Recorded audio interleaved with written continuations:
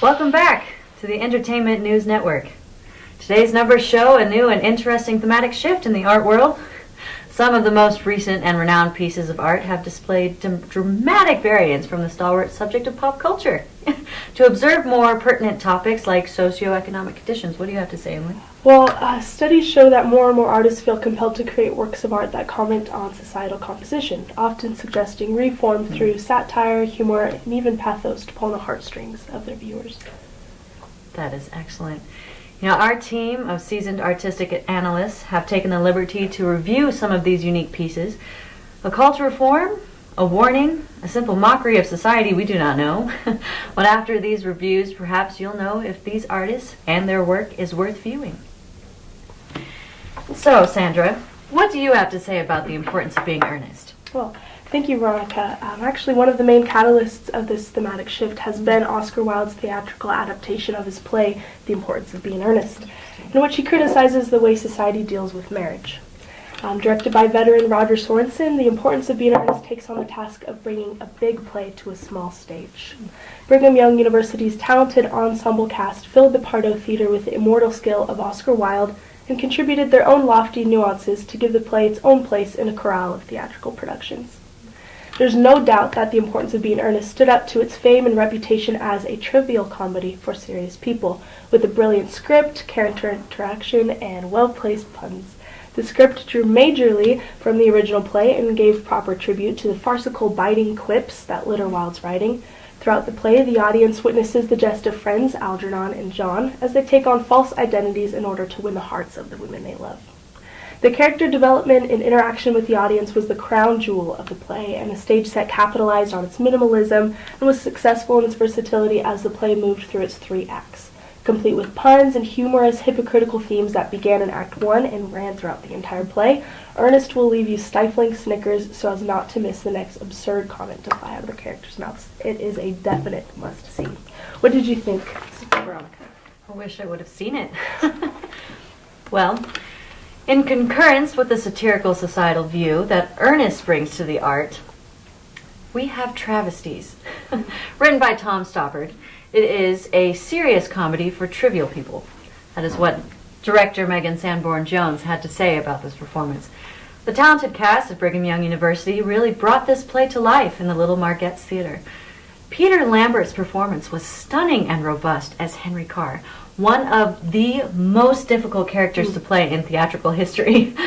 His performance truly helped us dive into this play, which is primarily the ramblings of an old man who can't remember anything correctly, with bits of actual history sprinkled throughout. With the help of The Importance of Being Earnest as a skeleton, Tom Stoppard truly brings out the ridiculousness of historical happenings and the coincidence of 3 revolutionary icons living in Zurich, Switzerland at the same time. Limericks, metaphor, and absurdist Dadaism are intriguing to the ear and a tickle to the brain. Travesties is filled to the brim with information, historical, factual, fictional, all of it. You blink once and you will miss something. For those looking for an intellectually enhancing and mind-twisting marathon, Travesties is an excellent performance, full of wit and charm.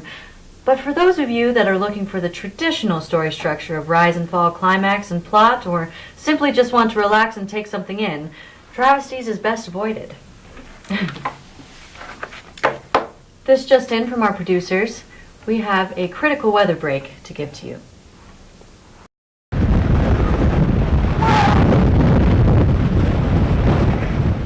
Very hard to stand! Oh!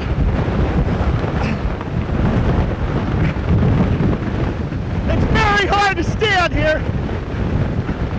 Just the power of the hurricane! Extremely strong! Thank you, Timothy, for that interesting weather report. Now we are going on location at Brigham Young University, where our artistic analyst Ron Burgundy will review The Forgotten Man by Maynard Dixon. Are we on air? Thanks, Veronica. More solemn than the satirical pieces we've just looked at, the painting here criticizes society and the sinking economy in its cry for help. I'm reporting to you live from Brigham Young University's Museum of Art, where you can see The Forgotten Man by Maynard Dixon. In the depths of the Great Depression, 1 in 4 American workers was unemployed. 1/5 of the national banks had closed their doors. This was inspiration enough for Maynard Dixon to create this famous oil painting. One of the first things that caught my eye, of course, was the unique composition. He uses focal point and horizon line well, pleasing the artistic eye. The color and value play an enormous role in making this piece successful. This piece is heavily backlit, so a lot of the painting, including the man as well as the people behind him, were painted using darker tones. The use of lighter, more saturated tones were used only as rim light around the man as well as the legs of the passers-by. This is one of the key elements that really unifies this piece, as well as capture the overall feeling. Overall, the content material, unique composition, and feeble color scheme all create a feeling of depression and loneliness. The Forgotten Man is a painting everyone should see, so they can begin to understand what it would have been like to live during the Great Depression. I'm Ron Burgundy, signing off. Stay classy.